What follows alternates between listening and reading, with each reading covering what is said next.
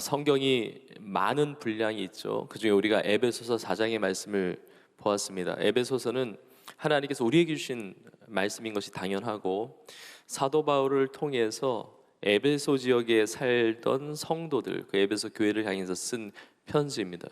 오늘 설교의 제목이 거룩함으로 새 사람을 입으라인데, 그냥 설교를 이렇게 만든 게 아니라 오늘 말씀에서 이 설교 제목이 나온 것이죠.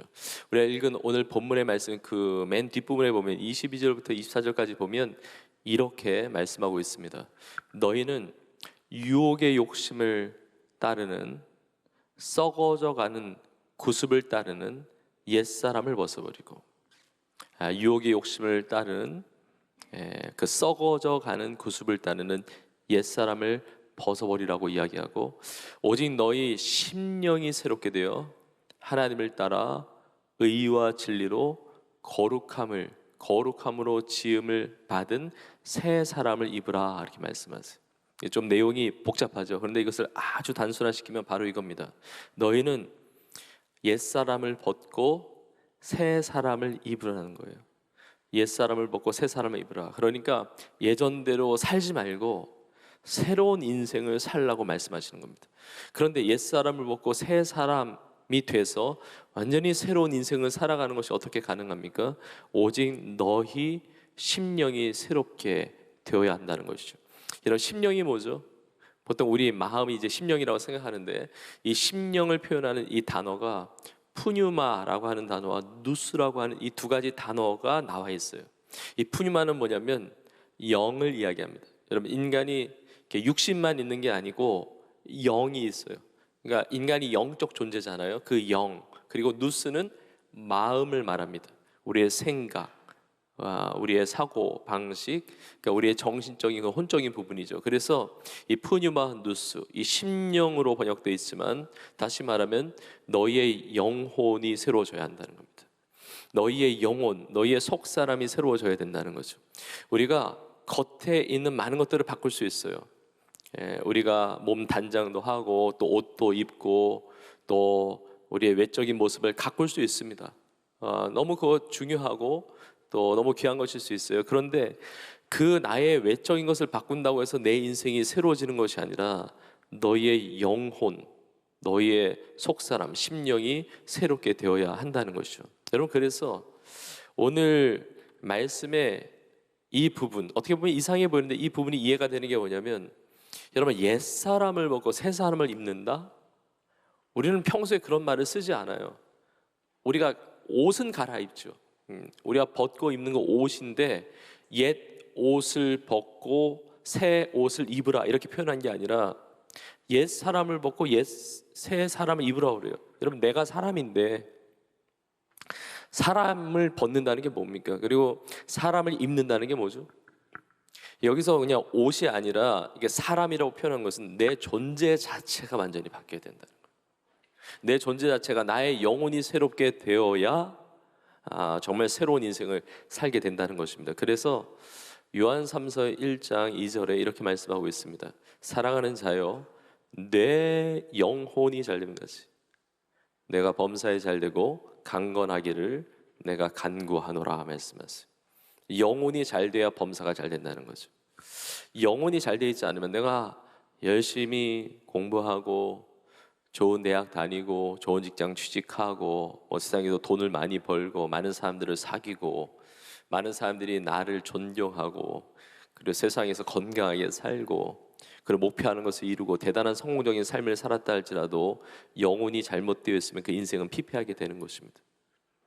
영혼이 새로워지지 않으면 그 인생은 망가진 인생을 살 수밖에 없는 것이죠. 저는 오늘 예배드리는 우리 모두가, 여러분 모두가 영혼이 잘됨과 같이 정말 영혼이 새로워져서 범사가 잘되고 강건한 여러분 될 수 있기를 간절히 소망합니다. 그러면 옛사람이, 그 심령이 새로워져서 영혼이 새로워져서 새 사람을 입어야 되는데, 옛사람과 새 사람이 뭐가 다릅니까? 오늘 본문에 나와 있죠. 새 사람은 거룩함을 지으심을 받은, 거룩함으로 지음을 받은 새 사람을 입으라 그러죠. 그러니까 새 사람은 거룩한 인생을 살아가는 삶이에요. 그렇다면 옛사람은 뭐겠습니까? 거룩하지 않은 인생이죠. 거룩하지 않다는 게 뭐죠? 죄 가운데 있는 거예요. 거룩하신 하나님이 보실 때 깨끗하지 않고 정결하고 성결하지 않은 죄 가운데 있는 인생, 이것이 옛사람으로 살아가는 인생인 것이죠. 근데 죄 가운데 있는 인생, 좀 전에 보았지만 너는 유혹의 욕심을 따라 썩어져 가는 구습을 따르는 옛사람 벗으라고 그러죠. 썩어져 가는 구습이에요. 그러니까 옛사람의 삶은 썩어져 가는 인생이에요. 너무 참 안타까운 인생이죠. 그러니까 아름답지 않아요. 그러니까 옛사람으로 살아가는 인생은, 죄 가운데 있는 인생은 아름답지도 않고, 그리고 뭐 깨끗하지도 않고, 가치 있지도 않고, 의미 있지도 않고, 복된 인생도 아니라는 것입니다. 옛사람은 반드시 벗어야 돼요. 그리고 옛사람이 아니라 거룩한, 하나님 보실 때 정말 의롭다 칭하는, 정말 아름답고 정말 가치 있고 의미 있는 새 사람으로 살아가야 한다는 것이죠. 여러분, 그런데 이것이 어떻게 가능합니까? 여러분, 성경 전체를 보면 그건 아주 분명해요. 어떻게 내가 옛사람을 벗고 새 사람을 입을 수가 있느냐? 바로 주님 안에 있어야 합니다. 예수 그리스도 안에 있어야 됩니다. 예수 그리스도라고 하는 것은 구원자, 구주 말씀을 하는 거예요. 우리의 구주 되시는 예수님 안에 있을 때 우리가 새로운 인생을 사는 것입니다. 근데 예수님 안에 어떻게 있죠? 결론부터 말씀드리면 예수님을 믿어야 돼요. 예수님을 내 마음 가운데 구조로 영접하고 예수님을 믿는 인생이 예수님 안에 있는 것입니다. 내가 예수님을 모셔드릴 때 이것이 믿는 것이거든요. 내가 예수님이 내 안에, 내가 주님 안에 있을 때 내 인생은 완전히 새로운 인생으로, 복된 인생, 아름다운 인생으로 드려지게 되는 것입니다. 그래서 고린도후서 5장 17절에 이렇게 말씀하고 있습니다. 그런즉 누구든지입니다. 예외가 없어요. 누구든지 그리스도 안에 있으면 새로운 피조물이라. 이전 것은 지나갔으니 보라 새 것이 되었도다. 이런 그리스도 안의 인생, 새로운 피조물, 옛사람을 먹고 새 사람을 입은, 보라 이전 것은 지나갔으니 보라 새 것이 되었도다. 여러분, 예수 그리스도 안에서 예수 그리스도를 믿고 이런 새로운 인생을 살아가는 복된 여러분의 삶 될 수 있기를 주님의 이름으로 축복합니다. 여기서 조금 더 깊이 들어가서 나의 인생이 옛사람으로 살고 있는지 새 사람으로 살고 있는지를 돌아보아야 돼요. 우리 옛사람의 모습이 어떤 모습인지가 오늘 본문에 잘 나와 있습니다. 사도 바울을 통해서 에베소 성도들에게 편지하는 오늘 본문의 첫 부분 17절 중반에 이렇게 나와 있습니다. 이제부터 너희는 이방인이 그 마음에 험한 것을 행함같이 행하지 말라 그래요. 자, 여기 이방인이라는 말이 나오는데, 이방인이라고 하는 것은 혈통으로 보면 유대인이 아닌 사람이에요. 유대인의 입장에서 유대인이 아닌 자는 다 이방인이었단 말입니다. 그런데 에베소 지역에 살고 있었던 사람은 다 이방인이거든요. 근데 사도 바울이 말한 건 뭐냐면, 너희는 이방인이 아닌데 왜 이방인들 같이 행하려고 하느냐, 그런 거예요. 그러니까 여기서 이방인이라는 말은 혈통적인 유대인이 아닌 사람을 말하는 게 아니라, 여기서의 이방인은 그리스도 안에 있지 않은 자, 예수를 믿지 않는 자, 다시 말하면 새 사람을 입은 자가 아니라 옛 사람으로 살아가는 인생을 이야기하는 것입니다. 예수를 믿지 않는 옛 사람에 머물러 있는 인생을 이방인이라고 표현하는데, 이런 이방인, 옛 사람으로 살아가는 인생의 특징이 뭐냐면 이렇게 나와 있죠. 그 마음에 허망한 것으로 행한다는 거예요. 그 마음에 허망한 것으로 행하는 것입니다. 허망함이라는 것은 텅 비어 있는 거예요. 허무한 거예요. 헛된 거예요. 의미 없음이에요. 여러분, 혹시 나의 마음이 허망함을 느끼진 않으세요? 내 인생에 만족이 있습니까? 내 마음에 평강이 있나요? 내 마음 안에 기쁨이 있나요? 여러분, 세상이 주는 잠깐의 그런 것 말고 내 인생, 내 존재, 그 깊은 곳에서 오는 그 만족함이 있습니까? 옛사람으로 살아가는 인생은 이게 없다는 것이죠. 평생을 살아왔는데 다 허망한 거예요. 그렇게 공부 많이 했는데, 그렇게 돈 많이 벌었는데, 그렇게 누리며 사는데, 그렇게 행복을 추구했는데 내 인생의 말년에 그 죽음을 앞에 두었었든지 내 과거의 삶을 볼 때 내 인생이 도대체 뭐냐 이거예요. 어차피 죽을 건데 내 인생 수십 년 잘 살아보고자 하고 내 인생을 이렇게 쓴 거냐. 아니 수십 년이 아니라 그냥 역사 속에 이름 한 줄 넣으려고 뭐 수백 명 가는 그런 일 때문에 내 인생이 그렇게 들여진 거냐. 어차피 시간은 지나가는데 세상은 지나가는데 도대체 나의 인생이 뭐냐는 것이죠. 그렇게 자녀 키우고 결혼하고 직장 생활하고 열심히 밤새 뭐 밤낮으로 눈꽃 뜰 새 없이 그렇게 살아왔는데 내 인생이 뭐냐는 거죠. 이 허망함이 있다는 거예요. 근데 문제는 뭐냐면 옛사람으로 살아가는 인생은 이 허망함이 있는데 이게 왜 그런지도 몰라요. 도대체 내 마음이 왜 이렇게 우울해? 내가 왜 이렇게 무기력해? 내가 왜 이렇게 힘들어? 내 인생은 도대체 뭐지? 그 옛사람의 특징이 17절 이후에 18절에도 이렇게 나옵니다. 그들의 총명이 어두워지고 그들 가운데 있는 무지함. 여러분 세상에서는 똑똑하다고 하는데 세상에서 수많은 지식을 얻고 내가 수많은 경험을 해갈수록 하나님에 대한 지식을 가로막고 있는 거예요. 무지해요. 내가 왜 사는지 몰라. 내가 왜 행복하지 않은지도 몰라. 행복이 아니라 기쁨이 아니라 왜 짜증나고 왜 힘들고 절망이 되고 두렵고 염려가 되고 전혀 갈피를 못 잡겠어요. 근데 그걸 알지를 못해요. 무지함이에요. 오늘 18절에 이렇게 나오죠. 그들의 마음이 굳어짐으로 말미암아. 마음이 또 굳어져요. 뭐 인생이 뭐 그런 것이지 뭐 다 그렇게 사는데 뭐 내 친구들 다 그렇게 사는데 뭐 부모님들도 다 그렇게 살았고 세상 사람들 대부분 다 그렇게 살잖아. 뭐 인생이 그런 거지 뭐. 내 인생 누가 책임지겠어? 내가 책임져야지. 다른 사람이 내 인생 대신 살아주는 것도 아니고 내가 하고 싶은 대로 살면 되는 거지. 마음이 굳어져요. 딱딱합니다. 하나님의 말씀이 들려지는데도 불구하고 받아들이지 않습니다. 완전히 빗장이 강하게 쳐 있는 거예요. 그러니까 걸어 잠근 것이죠. 부드러운 마음이 아니에요. 열려있는 마음이 아니에요. 근데 진짜 문제는 뭐냐면 18절 맨 뒷부분에 있듯이 하나님의 생명에서 떠나 있도다 그래요. 이 옛사람으로 살아가는 인생은 뭐냐면 하나님의 생명에서 떠나 있는 거예요. 하나님의 생명에서 떠나 있으니까 생명력이 없는 거예요. 그래서 하나님을 알지 못하고 하나님을 믿지 않고 그리스도 안에 믿음 가지고 살아가는 것이 아니니까 하나님의 생명에서 떠나 있으니까 하루하루를 살아간다고 말하지만 사실은 하루하루가 죽어가고 있는 거예요. 여러분 성경에서는 하나님의 생명에서 떠나 있는 상태가 죄 가운데 있는 상태라고 말합니다. 하나님의 생명에서 떠나 있고 하나님과 단절되어 있고 그리고 하나님으로부터 등진 상태. 그것이 성경에 보면 이게 죄예요. 이게 악이에요. 근데 하나님이 이걸 너무 마음 아파하시는 거예요. 너무 안타까워하시는 거예요. 하나님의 생명에서 떠나 있는 인생, 그 허망한 마음을 가지고 그 허망한 대로 행하는 인생, 무지함과 마음의 굳어짐으로 말미암아 그 생명력 없는 인생을 너무 마음 아파하는 거예요. 그 죄 가운데 있는 그 악 가운데 있는 인생을 바라보시면서. 그래서 예레미야 3장에서 이렇게 말씀하고 있는 겁니다. 이 백성이 두 가지 악을 행하였는데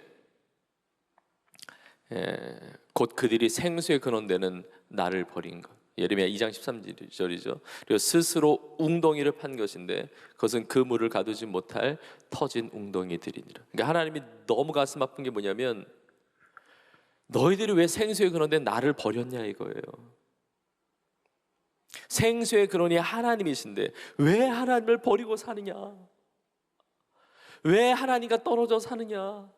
너무 안타까워하시는 거예요. 생수의 근원된 하나님을 버렸기 때문에 목마른 거예요. 인생이 목말라요. 인생이 갈증입니다. 인생에 만족이 없는 거예요. 생수의 근원된 하나님을 버렸기 때문에. 아무리 세상에서 대단하고 뭐 잘 사는 것처럼 보인다 할지라도 하나님으로부터 떠난 인생, 생수를 버린 것이고 생명을 버린 것이죠. 하나님의 생명에서 떠나 있는 것이죠. 근데 그것도 마음이 너무 아픈데, 또 마음이 아픈 게 뭐냐면 웅덩이를 판 거예요. 그러니까 열심히 살지 않은 것도 아니에요. 열심히 살았어요. 노력했습니다. 근데 웅덩이를 팠는데 이게 터진 웅덩이에요. 내가 열심히 공부했습니다. 내가 열심히 입시를 위해서 준비했고, 내가 대학 생활했고, 취직 준비했고, 결혼했고, 직장 생활했고, 돈 벌고, 세상에서 어떤 꿈을 이루려고 했는데, 여러분, 그것이 필요 없다는 게 아니라 그것 너무 중요하죠. 그러나 그것이 생명의 근원이 될 수 없거든요. 그것이 너무 중요하지만 그런 삶을 살아야 되지만 그것이 절대로 나에게 생명을 주는 것이 아니거든요. 그것이 절대로 나의 삶에 만족을 주는 것이 아니거든요. 본질적인 그 평안과 구원을 주는 것이 아니거든요. 근데 열심히 산 거예요. 웅덩이를 팠어요. 근데 마치 밑 빠진 독에 물 붓기처럼 다 빠져나가는 것이죠. 하나님이 이걸 너무 안타깝게 여기시는 거예요.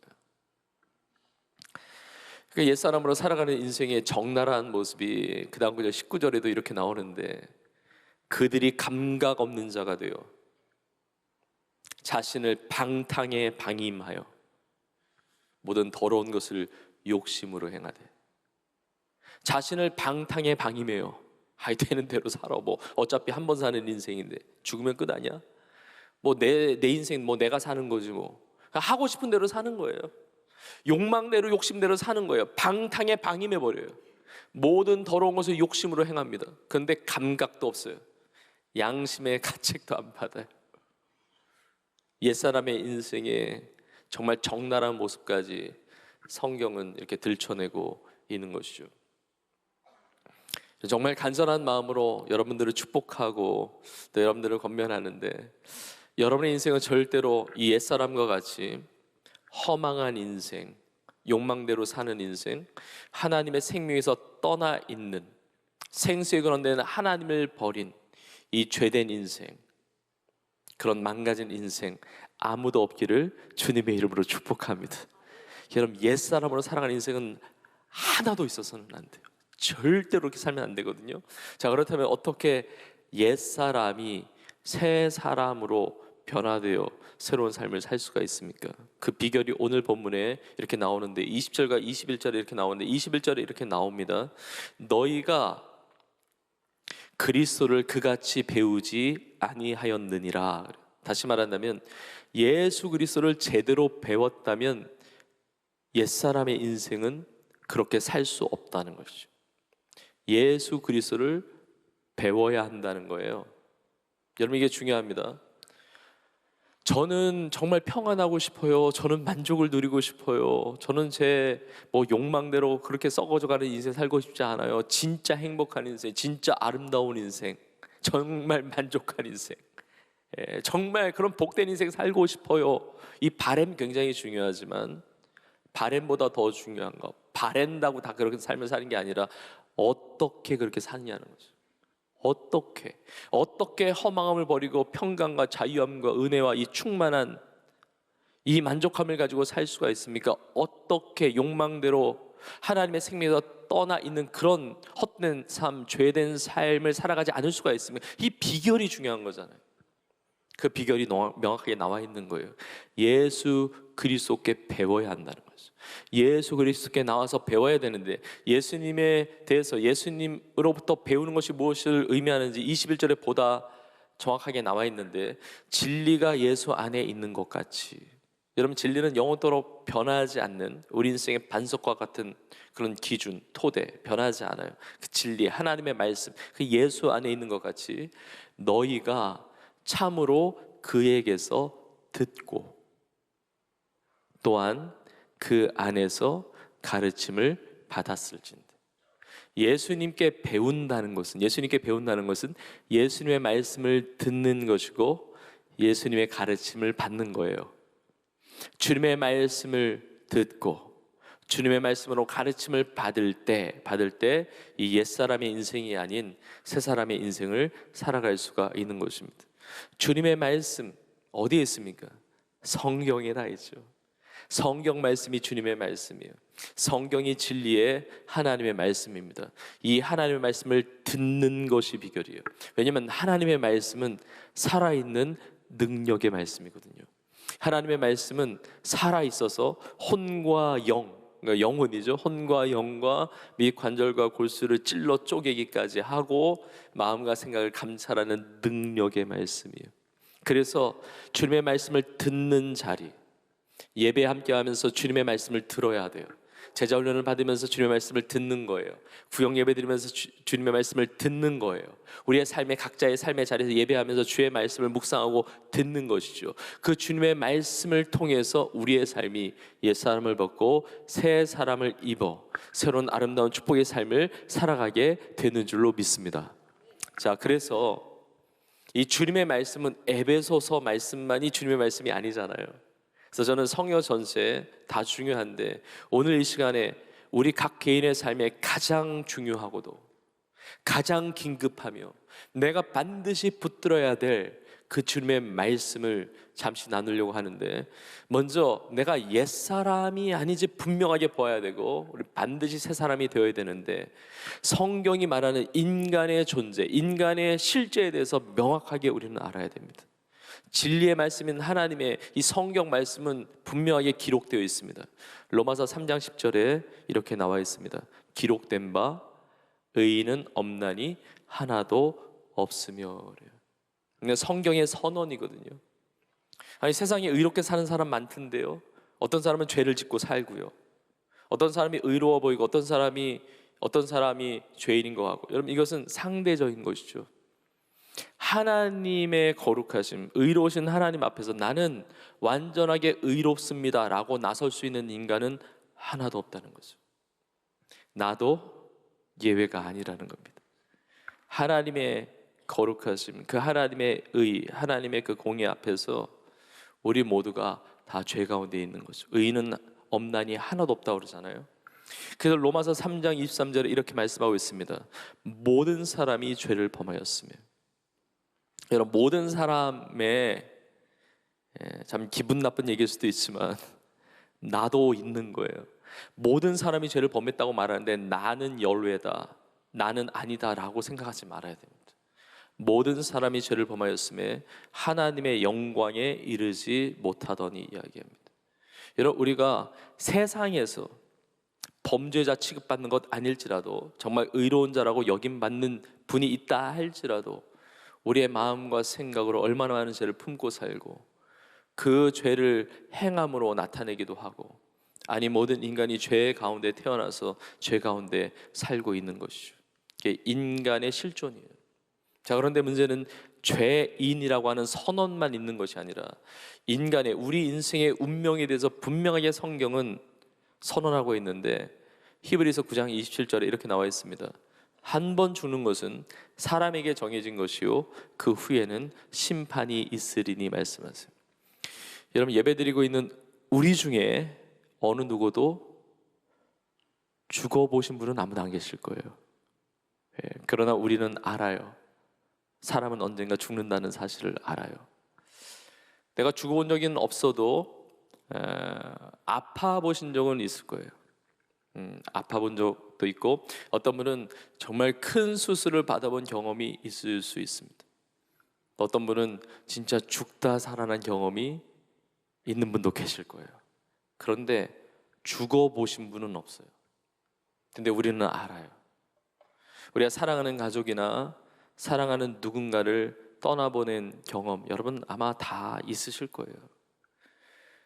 나의 차례가 언젠가 온다는 사실을 압니다. 어느 누구도 죽음을 피해갈 수 없어요.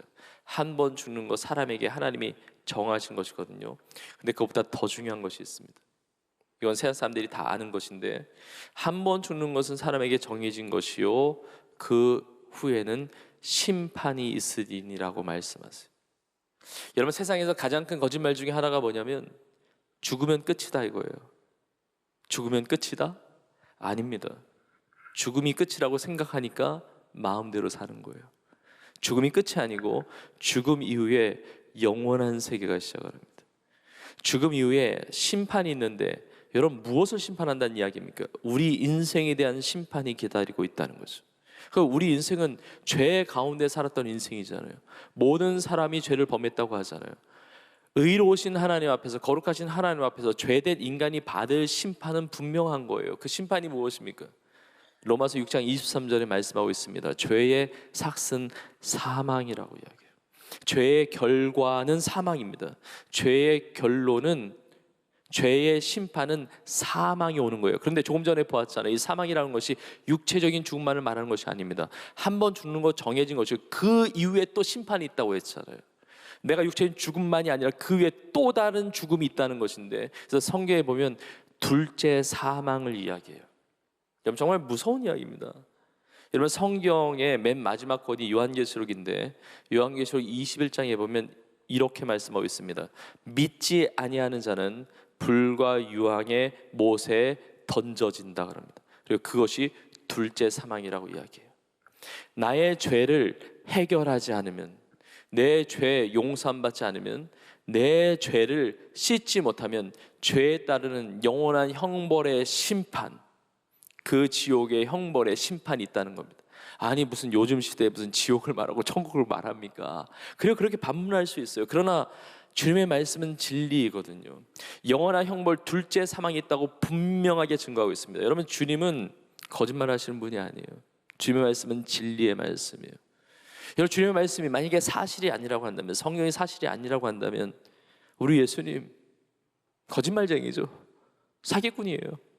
여러분, 세상에서 예수님 믿지 않는 사람도 예수님 사기꾼이라고 하는 사람 없거든요. 그래도 기본적으로 4대 성인 중에 한 명을 올려놓거든요. 성인이 될 수가 없어요, 거짓말한 자를. 근데 주님은 거짓말하는 자, 사기꾼이 아니라 예수님의 말씀은 진리인 거예요. 우리 인생에 이 죄로 말미암은 영원한 형벌의 심판이 있다는 거죠. 우리 인생의 운명이에요. 여러분, 얼마나 비참합니까? 여러분, 얼마나 우울해요. 이제까지 우울한 얘기를 중심으로 하다 보니까 여러분의 표정이 우울해요. 굉장히 힘든 표정이 제가 알아요. 자, 그런데 여기에 엄청난 반전이 있습니다.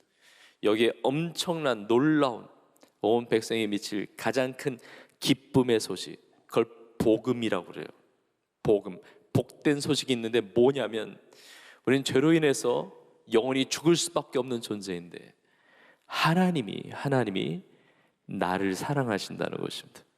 하나님이 우리를 사랑하신다는 거예요. 여러분, 이것이 기가 막힌 기쁨의 소식이에요. 하나님이 나를 사랑하시는데, 그 하나님이 나를 향한 그 사랑이 하나님의 마음에만 있는 게 아니라, 하나님의 생각에만 있는 것이 아니라, 그 사랑이 우리 가운데 나타나게 되었다는 것입니다. 하나님의 사랑이 우리 가운데 나타났는데, 드러났는데 어떻게 나타났습니까? 하나님이 나를 사랑하신다고요? 어떻게 나타났습니까? 요한에서 4장 9절에 이렇게 나와 있습니다. 하나님의 사랑이 우리에게 이렇게 나타난 바 되었으니, 그 다음에 보십시오. 하나님이 자기의 독생자를 세상에 보내시면, 여러분, 독생자는 하나밖에 없는 아들, 외아들이거든요. 그분이 바로 예수 그리스도이십니다. 예수 그리스도라는 말은 구원자예요. 구주 되시는 예수 그리스도, 하나님의 기름 부음 받은 구주를 말씀하시는 거예요. 그 독생자를 세상에 보내심은 그로 말미암아 우리를 살리려 하심이라고 그래요. 죄의 삭은 사망인데, 죄로 말미암아서 우리는 영원히 죽을 수밖에 없는데, 하나님 우리를 너무 사랑하셔서 살리고 싶으신 거예요. 죄로 말미암아 영원히 멸망당할 수밖에 없는 우리 인생, 영원한 형벌을 당할 수밖에 없는 우리 인생을 살리고 싶으신 거예요. 그 하나님의 사랑이 방법을 찾아내신 거예요. 바로 죄가 없으신 하나님의 아들이신 예수님을 우리 가운데 보내주신 것이죠. 여러분, 우리가 사랑받을 자격이 있어서 사랑받는 게 아니고, 우리가 구원받을 자격이 있어서 구원받은 것이 아니고, 하나님, 제가 하나님의 생명에서 떠나 있으니까 저 생명 좀 주세요, 우리가 부르짖고 주님 앞에 의지했기 때문에 그런 것이 아닙니다. 내가 하나님이 나를 사랑하시는지 전혀 몰랐을 때도 나를 사랑하셨어요. 여러분, 하나님이 세상을 사랑한다는 사실은 어느 정도 알았는데, 하나님이 나를 사랑하신다는 사실은 전혀 몰랐거든요. 그 전혀 모르는 상태 속에서도 하나님 나를 사랑하고 계셨어요. 하나님이 세상을 사랑하실 뿐만 아니라 나를 사랑하신다는 사실도 알고 있었지만 내가 받아들이지 않았어요. 근데 받아들이지 않았을 그때에도 하나님이 여전히 나를 사랑하고 계셨습니다. 이것이 하나님의 사랑이에요. 그러면 하나님의 사랑으로 예수님을 보내주셨는데, 예수님이 나를 살리기 위해서 하나님이 도대체 예수님을 통해서 뭘 하셨다는 말입니까? 그것이 그 다음 구절인 요한일서 4장 10절에 이렇게 나와 있습니다. 사랑은 여기 있으니 우리가 하나님을 사랑한 것이 아니요 하나님이 우리를 사랑하사 우리 죄를 속하기 위하여. 이 속하다는 것은 뭐냐면 사해 주시는 것입니다. 우리의 죄를 깨끗하게 씻어 주시고 용서해 주시는 것을 말해요.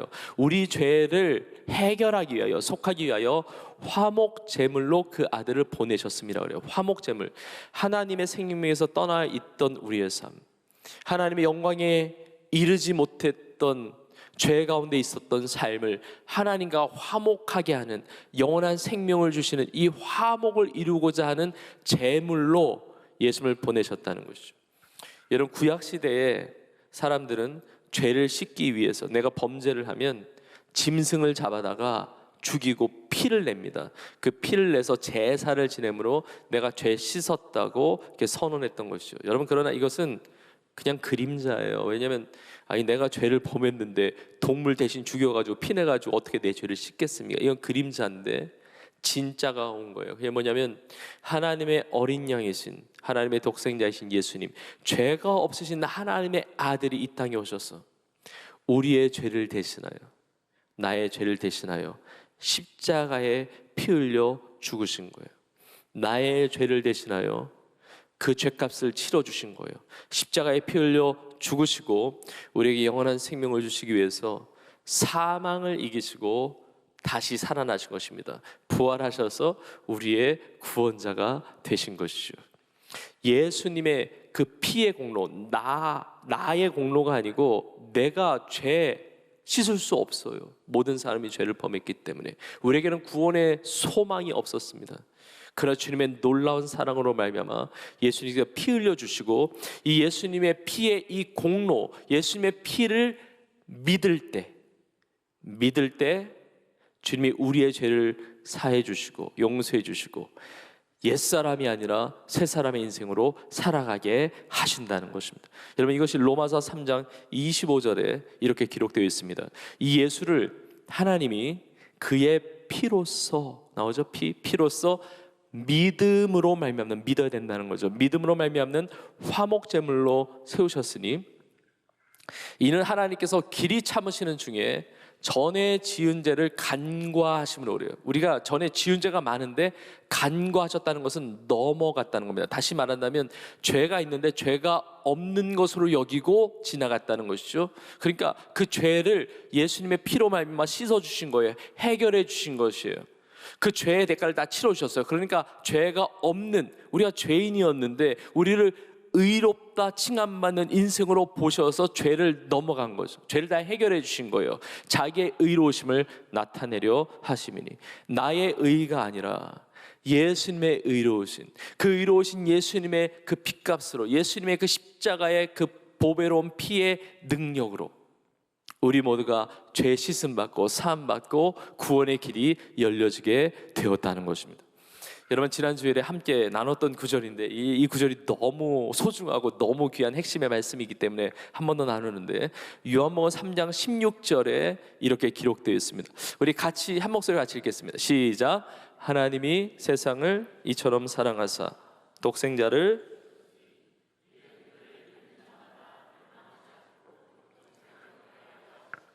아멘. 여러분, 아멘이라고 하는 것은 내가 믿는다는 것이거든요. 하나님의 세상을 이처럼 사랑하셨어요. 어떻게 해요? 독생자를 주셨거든요. 근데 누가 멸망하지 않습니까? 누가 영생을 얻습니까? 영원한 형벌이 아니라 누가 영원한 생명을 얻습니까? 구원받습니까? 이는 그를 믿는 자마다요. 여러분, 믿음이 무엇입니까? 여러분, 요한복음 1장 12절에 이렇게 나와 있습니다. 영접하는 자, 곧 그 이름을 믿는 자. 여러분, 믿음은 영접하는 것, 영접하는 것이 곧 믿는 것이거든요. 여러분, 예수님을 믿는 것, 예수님을 영접하면 하나님의 자녀가 되는 권세를 주셨다고 이야기합니다. 여러분, 손님이 오면, 친구들이 집에 오면 이렇게 영접하잖아요. 초대하잖아요. 초청하잖아요. 집도 문도 열어주고 거실도 열어주고 다 하잖아요. 마찬가지예요.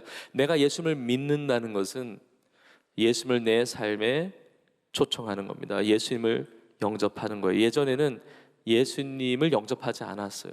예수님이 우리의 마음을 계속 두드리시는데 예수님과 상관없이 살았던 것이죠. 그러나 이제는 마음을 여는 거예요.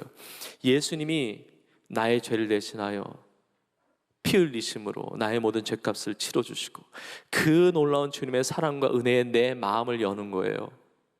그리고 이제는 주님이 나의 인생의 구주가 되심을, 내 인생의 주님이 되심을, 영생의 소망이 되심을 내가 받아들이는 겁니다. 이렇게 믿는 사람, 예수를 영접하는 사람의 특징이 있는데 바로 그것이 우리의 삶의 고백으로 나오게 된다는 거죠. 그래서 로마서 10장 9절에 이렇게 말씀하고 있습니다. 내가 만일 내 입으로, 그래서 입술의 고백이 중요해요.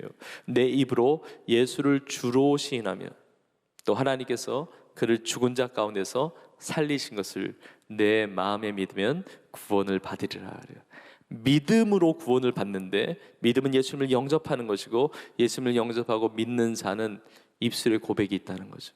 예수님이 나의 구주이시고 나의 힘으로 죄 씻을 수 없고 죄의 심판을 면할 수 없고 구원받을 수 없고 옛사람으로 살아갈 수밖에 없는데, 정말 허망한 인생을 살 수밖에 없는데 예수님을 나의 구주로 믿고 고백하는 거죠. 고백하면 내 인생에 놀라운 하나님의 구원의 은혜를 베풀어 주실 줄로 믿습니다. 여러분 모두가 예수님을 나의 구주로 고백하고 시인하고 옛사람 벗고 새사람 입는 은혜가 있기를 주의 이름으로 축복합니다. 말씀을 마무리하면서 1700년대 중반에 영국의 존 뉴턴이라고 하는 사람이 있었습니다. 이 존 뉴턴은 그 영국의 해군 장교였고 노예선의 선장이었어요. 여러분 당시에는 노예 무역이 있었잖아요. 근데 이 노예를 사고 파는 정말 참 비참한 그 죄의 삶을 사는 거죠. 그게 잘못된지도 모르고 그런 삶을 사는 거죠. 근데 더 큰 문제는 뭐냐면 이 존 뉴턴 자체가 본인이 방탕한 삶을 살았어요. 그리고 노예들을 비천하게 여기고 경멸하고 멸시하는 삶을 살았습니다. 그런데 이 존 뉴턴이 결정적으로 어떤 고난 가운데서 우리 하나님을 만나게 돼요. 주님을 믿게 됩니다. 그 고난 속에서 하나님의 말씀을 통해서 그들이 노예가 아니라 내가 노예로 살아왔다는 사실을 깨닫게 됩니다. 내가 죄의 노예가 돼서 죄가 이끄는 대로 내 욕심을 따라서 방탕하며 살았던 사실을 깨닫게 됩니다. 그리고 이 죄된 인생이 구원받을 수 없는데 나의 죄를 씻기 위하여 예수님께서 나의 죄를 대신하여 십자가에 피 흘려 죽으신 이 희생의 사랑을 알게 돼요. 예수님의 그 놀라운 사랑과 은혜를 알고 깨닫고 이걸 누리게 됩니다. 그의 삶이 완전히 달라집니다. 예수를 믿고 구원받은 그야말로 옛사람을 벗고 새 사람을 입는 완전히 달라진 삶을 살게 되는데, 그 노예 무역하는 일도 다 그만두고요. 그리고 이 주님의 사랑과 그 은혜를 전파하는 복음 전도자로 살게 되고, 나중에 그 영국에서 노예제를 폐지한 사람이 윌리엄 윌버포스거든요. 이 존 뉴턴이 윌리엄 윌버포스의 신앙의 멘토였어요. 하나님이 너무나 귀한 그런 일들을 감당하게 하시는데, 존 뉴턴이 자신의 삶을 돌아볼 때, 야, 이 엄청난 방탕한 삶에서 나를 이렇게 구원해 주셔가지고 이게 새로운 인생을 살게 하신 이 주님의 은혜, 하나님의 은혜가 너무 감사한 거예요. 너무 감격스러운 거예요. 그 은혜와 사랑을 갚을 길이 없는 거예요. 그 사랑에 감사하고 감격하면서 찬송시를 쓰게 되는데, 그 찬송시가 그 유명한 우리 찬송가 305장에 나와 있는 Amazing Grace입니다. 나 같은 죄인 살리신 주 은혜 놀라와 주 은혜 고마워.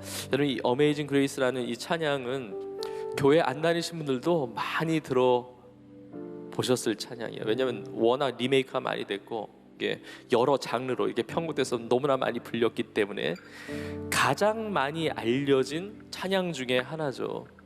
그런데 이 찬양이 그렇게 많이 알려진 이유가 무엇이겠습니까? 이 고백이 존 뉴턴만의 고백이 아닌 거예요.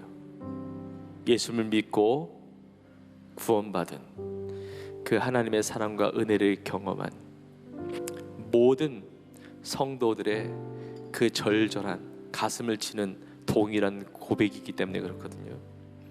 여러분, Amazing Grace, 그 사랑의 주님, 그 은혜의 주님, 그 은혜 고마워, 그 은혜 놀라워, 나를 권해주신 이 신앙의 고백이 오늘 예배드리고 있는 우리 모두의 동일한 고백이 되기를 주의 이름으로 축복합니다.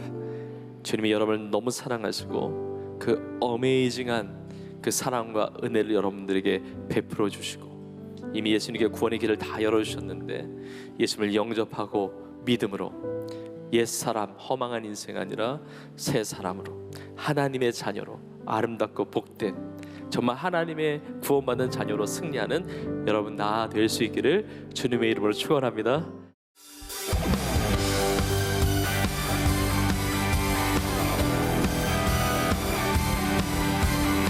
우리에게 구원을 주신 주님께 기쁨과 감사함으로 찬양으로 나아갑니다. 주 날 구원했으니 어찌 잠잠하리 기쁨의 찬송들이 아멘. 주 내 죄 사했으니 어찌 잠잠하리 기쁨의 경배들이 주를 향한 나의 사랑, 주를 향한 나의 사랑 멈출 수 없네, 멈출 수 없네. 주를 향한 나의 열정 멈출 수 없네, 멈출 수 없네. 나 기쁨에 춤추리 내 모든 슬픔 다 우리 주님께 드립시다. 헤이 헤이 헤이 헤이 헤이 나 기쁨에 춤추리 내 모든 삶 주 안에 있네. 우리 협동 찬양합니다. 주 날 구원했으니 어찌 잠잠하리 기쁨의 찬송들이니 주 내 죄 사했으니 어찌 잠잠하리 기쁨의 경배들이니 주를 향한 나의 사랑 멈출 수 없네,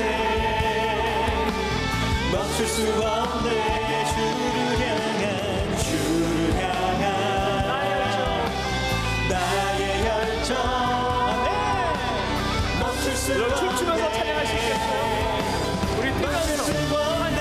One, two, three, four. 나 기쁨에 춤추리 내 모든 슬픔 다 구원해 줄게. 헤이 헤이 헤이 헤이 헤이 나 기쁨에 춤추리 내 모든 삶 주 안에 있네. 아멘. 여러분은 주님 안에 있는 줄로 믿습니다. 아멘. 주님 안에서 기뻐할 수가 있습니다. 아멘. 나를 구원해 주신 주님의 사랑, 그 사랑은 영원히 변함이 없습니다. 내가 혹시 주님의 사랑을 의심하는 일이 있다 할지라도 여러분 염려하지 마세요. 주님의 사랑은 변함이 없는 줄로 믿습니다. 아멘. 끊임없이 주님께로만 돌아가면, 주님을 향해 있으면 주님은 나의 삶에 그 얼마나 놀라운 그 사랑과 은혜가 얼마나 큰지를 늘 부어줄 줄로 믿습니다. 아멘. 예배 자리만이 아니라 여러분의 삶의 자리에 주님의 사랑과 은혜가 풍성하게 넘치기를 주의 이름으로 축복합니다. 아멘. 그러나 모든 관계는 다 쌍방향이잖아요. 주님이 사랑을 베풀어 주셨지만 내가 마음을 닫으면 그 사랑을 누릴 수가 없단 말이에요. 우리의 삶을 방향을 틀어서 주님을 바라보고 주님을 의지하고 고백하며 찬양할 때 주님의 사랑과 그 구원의 감격과 은혜로 충만하게 될 줄로 믿습니다. 아멘. 우리의 삶을 주님을 향하여 있기를 원하면서 우리 고백하며 찬양하겠습니다. 주를 향한 나의 사랑,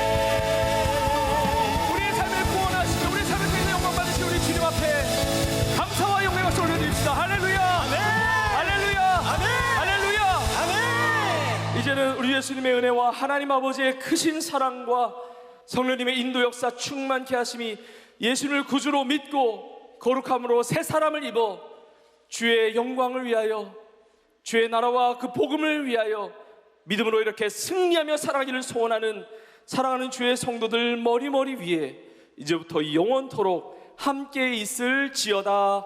아멘.